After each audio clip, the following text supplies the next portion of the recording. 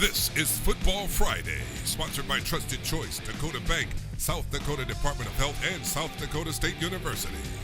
You're watching the season finale of Football Friday on Dakota News Now. Amazing how much better they are when it's not a torrential rain like it was 2 weeks ago. That was Jackson. awesome. Yeah. Way to go. And welcome to our final Football Friday of the year. The cheerleaders from Jackson County Central already told us that. I'm Mark Ovenden. We've got a busy night of high school football highlights on a brilliant night for high school I'm Zach football. Borg. We'll be recapping all the semifinal games in South Dakota along with the playoffs in Iowa and Minnesota. So let's get started with Class 11 AAA in South Dakota and top-ranked Lincoln hosting Brandon Valley for a rematch at Howard Wood Field. It's already 14-0, and watch this catch. Wow, great catch by Mikey Roach. It's 21-0 Pats at halftime. I almost left, but I thought, nah, what if something like this happens? A bomb to Landon Delaney. They connect twice for long touchdowns. Now, Lincoln responds. They're still up by 3 touchdowns. On this touchdown pass from Schaefer to Jurowski for the second time. But after a second Delaney touchdown, Gus Scott on 4th and a yard gets a touchdown. 3 minutes to go in the game. They get it back, but can't score. Your final in a thriller. We didn't expect it to be, but it was 28-21. The other semifinal turned out just as good. Harrisburg had a rematch from a couple weeks ago where the Tigers beat O'Gorman to clinch home field for this game tonight, and it was a wild one.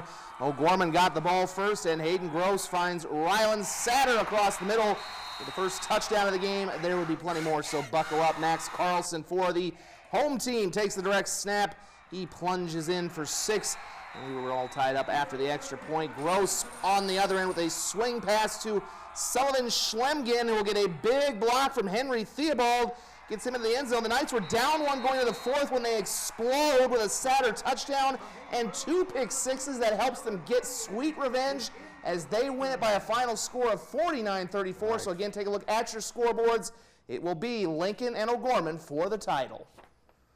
To Class 11 AA and the Pierre Governors, who are going for a 7th straight state title hosting Watertown tonight. Look at this. Trayton Hemrick to Spencer Wirches. What a great catch. It's 7-7 at this point. However, Trey Lewis decides, just give me the ball. I'm going to take control of this game. Lewis for a touchdown, gives the Govs the lead, and then watch this one. He just simply doesn't want to go down. Where is he? Where's the ball? For 14 yards, it's him and everybody trying to tackle him, and Lewis gets the touchdown. Governors win it 35-14. They are back in the title game. Now we head south to Crane Youngworth Field, where the Yankton Bucks hosted T-Area, and our Cooper Seamer was there. Yeah, Mark and Zach, it was the Bucks and the Titans for a spot in the title game Friday night in the Dakota Dome. Yankton coming in with an impressive 8-1 record in the year. The only loss coming to Pierre. The Bucks get the ball first. They know what they need to do. They need to strike first, and there's no better way to do that. Lucas Campshaw finding Matthew Sheldon streaking up the middle, and he is gone. And Yankton takes an early lead, 6-0. But T-Area would answer right back with a big drive on the ground, capped off as Sam Wardle gets the carry, and he dashes to the right side for 12 yards out, and we're tied at 6-all. It would be tied 13-all in the second quarter when the Bucks are looking to strike again before halftime. Campshaw finding Austin Goebel, nobody around him. He goes 40 yards for the touchdown, and Yankton is headed down State Highway 50 to the Dakota Dome. They win 33-25. Wow, what an exciting game. So it's Pierre and Yankton in the championship, all ESD. That's Friday at 7 o'clock. Gonna look like Christmas in the Dome. Dell Rapids, where the Quarters have sat atop 11A polls this season. They hosted Sioux Falls Christian in the semis. Quarters fumbled on the game's first play. Chargers took advantage. Canyon Prinz with a 1-yard plunge. Sioux Falls Christian thinking upset. They lead 7-0. Now Dell Rapids actually held on to the ball on their next drive. Methodically marched downfield. Mason Stubbe in from 5 yards. They got the 2-point conversion after they kind of muffed the extra point and led 8-7 after 1. Late second quarter, running game takes over. Stubbe from 2 yards, 14-7. Chargers rally to tie. Warriors score late. They win a dramatic one, 22-14. Just west to Hartford, where the West Central Trojans hosted the dangerous Lennox Orioles, who led early in this game 8-0, but Jesse Yost takes it in for the touchdown. Long run for 6. That makes it 8-6. The 2-point conversion no good. The lead didn't last long. Watch this. Aiden Bartman cutting back, and he is like a bowling ball on this one. Down the sideline he goes for the touchdown. West Central takes the lead at this point, and this was a track meet. It's going to be Leighton Johnson with great blocking by the offensive line. He just rips down the middle for a touchdown, and West Central runs away with this one. Your final score, 57-22. Your championship game, two teams that are very familiar with each other, Dell Rapids and West Central. That's Friday at 2 o'clock in 11A.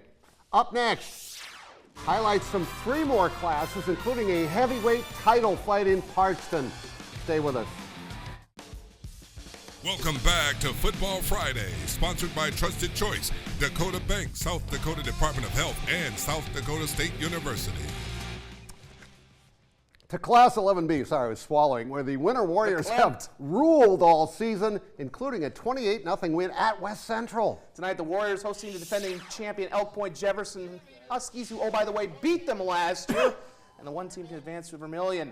First quarter, both teams exchanging punts. Second, Huskies drive is capped by a 19-yard touchdown run from Keaton Gale. Are they going to do it again? Are they going to beat Winter 2 years in a row? Well, second quarter, Aiden Barfus had a little something to say about that. He takes the toss outside and scores from 5 yards out. 2-point conversion was good. However, Elk Point-Jefferson, they seem to have the formula to beat Winter because they do it again, this time in Winter, 21-16. All right, your scores from tonight. Hot Springs also rolling. Boy, they look like a team to beat. Remember, they barely lost to Dell Rapids. I'm not betting against EBJ when you beat Winter on the road. Yeah, that's going to be a great game. Now, 2 great games in Class 9AA. We've been talking about this class all year. It's been the most competitive. All 8 teams that made the quarterfinals could win it. This game was in Platte. We've got your Howard Tigers against the Black Panthers, and the Tigers were motivated to win this game. Carson Feldhaus with a touchdown makes it 6-0. Then Tayden Hoyer fakes the handoff, goes to Luke Kepsel for the touchdown. 17-yard play. It's 20-0 at halftime, and they keep on going. Jackson Remmers with a touchdown. Bowls defenders over. Like I said, they were determined tonight, made it 28-0. And I'll tell you what, it was a wonderful night. Remmers again, nice cutback. 36-0 was your final score. Look at that run. Didn't want to go down. Ever is he going to go down. It's a touchdown. 36-0 your final. All right, it's been a great season for the Parkston Trojans. Cordell Wright was on hand tonight to see if they could complete, or at least continue, their undefeated season. Cordell? And it would be the Hamlin Chargers that were hoping to be led by a healthy Luke Frazier, but he remained sidelined as they traveled to Parkston. And the energy, of course, was high in this game. And it was Hamlin that opened up with the momentum by both the arm and the leg of Tyson Stevenson. He got them going on their first drive. He finds a seam, makes some people miss. He gets them into the red zone, and that turns into an early field goal. Hamlin leads 3-0. But it wouldn't be till the second till the Trojans got on the board and be a pitch to Luke Borman. He'd get some nice blocking up in front of him. He's able to outrun that entire defense and gallops into the end zone for the lead. And with the clock ticking down in the first half, it's actually going to be Borman again. He looks like he's going to get stuffed, but the people get behind him, and they push, and they push, and they push that entire pile. And he gets in. They take a 12-3 lead, and they would only extend that in the second, winning 26-3. Wow. They've given up 23 points all year. 23 points, and there's your championship matchup, Parkston against Howard. To Warner, where the top-ranked Monarchs hosted the scary Canistota Hawks, who scored 70 last week. And they're going to have to a pretty good start. Watch Tage Ortman dropping back and going to Ty Dobler. 60 yards later, they've got a 16-0 lead. They scored 70 last week. But they were playing at Warner, and they got a really good team led by a really good player. Hunter Kramer into the end zone. We're tied at 6. He was an all-state running back last year because they needed him to be, but he's really a great quarterback. And yeah, look at that. He faked the run, throws the touchdown pass to Brody Sauerwein. Your final score, 37-16. They scored the final 37 points. On to Philip with his second-ranked Scotties hosted Deubrook. It's too bad that Cordell just left because he's really going to like these highlights since he went to Deubrook.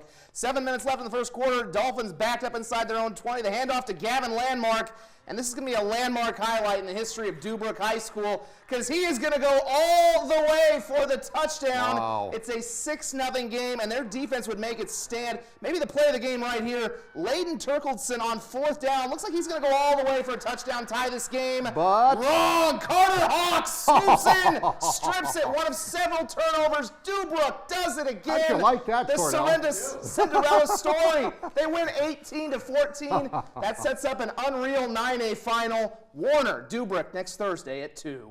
Cinderella, huh? Up next, 9B and Iowa highlights where the Lions are trying to go back-to-back. We'll see how they did on Football Friday. Welcome back to Football Friday, sponsored by Trusted Choice, Dakota Bank, South Dakota Department of Health, and South Dakota State University. To the 9B semifinal highlights next, and we're going to take you up to Faulkton where the top-ranked Trojans hosting the Battlers of Potter County. They were the other Cinderella story in this tournament, but the slipper fell off tonight because Faulkton dominated this game, and they dominated because of Lane Cotton. The first touchdown puts them up 8-0. Then Cotton, he decides to throw this time. What a catch! Oh my. What a catch by Charlie Dieter! And that makes it 16-0 after the 2-point conversion. He bobbled it and hung on to it, and then it's going to be Cotton again. Hey, you know, if it's working, just keep doing it. Another touchdown makes it 22-0, and it was all Faulkton in this one. They rolled to a 42-0 win behind this guy. The other semifinal played at the home of the pirate ship, Avon, where Smet came calling. Nice little sunset. First quarter, boy, this guy really impressed me when I went down there. Isaiah Meyer cuts it up the middle, and he is just a load to take down. He will take it down the sideline. 6'4", plenty strong. They just take him out, but deep into Smet territory. Crowd loving it, so of course you're going to go right back to him. He gets around the right end, and he gets to the pylon. They get the 2-point conversion to go up 8-0.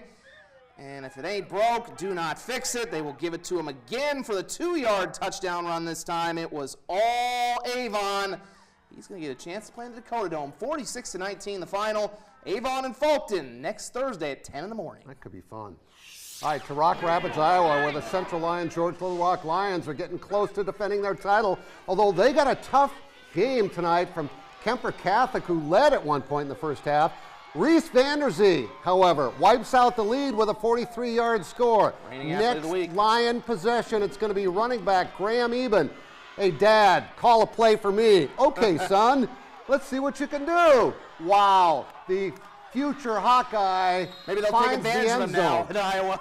30-yard touchdown run for him, and then again, watch this nasty run. Wow. After falling behind early, they dominated. Your final score, 48-27.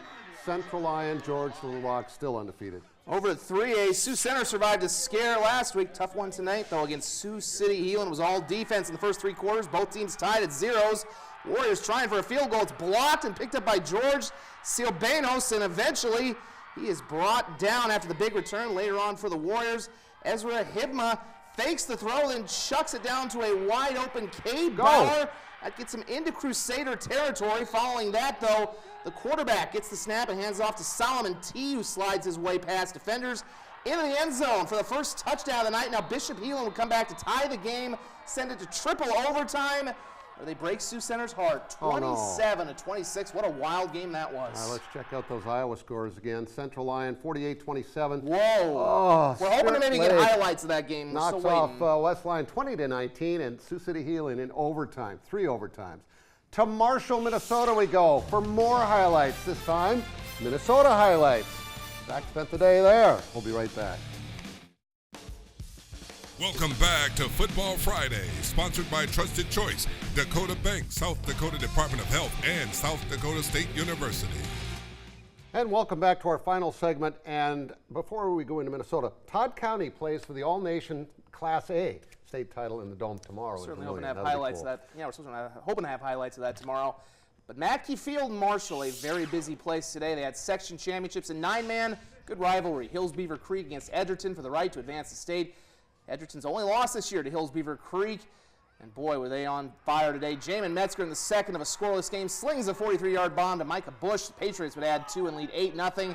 The Dutchman defense actually had a pair of goal line stands, yet their offense couldn't get anything going. This Cooper Gerke interception, one of 3 Hills Beaver Creek takeaways. And in the final minute of the half, Bo Bakken takes the direct snap, and watch this. He's going to initially be stopped at the 1-yard line, but he spins and gets the second effort in the end zone. And Hills Beaver Creek heading back to state for the first time in 2 years after winning 30-8. Wow.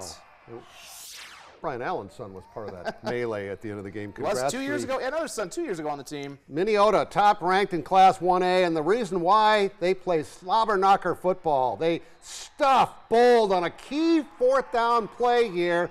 The game stays scoreless until late in the second period when Ryan Maher is shot out of a cannon. Off he goes, 65 yards, and he would eventually score 2 plays later on a 2-yard run, and they eke out a close one. 14-6 was your final. Vikings advance with a big win. The Huskies of Jackson County Central have had a terrific year. Today they took on Redwood Valley, looking to keep it going. Spoiler alert, they did. First quarter on a 4th and 1, Roman Voss picks it up and then some. 6-yard touchdown run. It was 14-0 after 1. All gas, no brakes in the second quarter. Voss to Bryson Powers, who I'll say he powers his way into the end zone, but he had a pretty clear run. Huskies led by 31 at half, and they return to state with a 38-7 victory. Wow, they have had a terrific season, haven't they?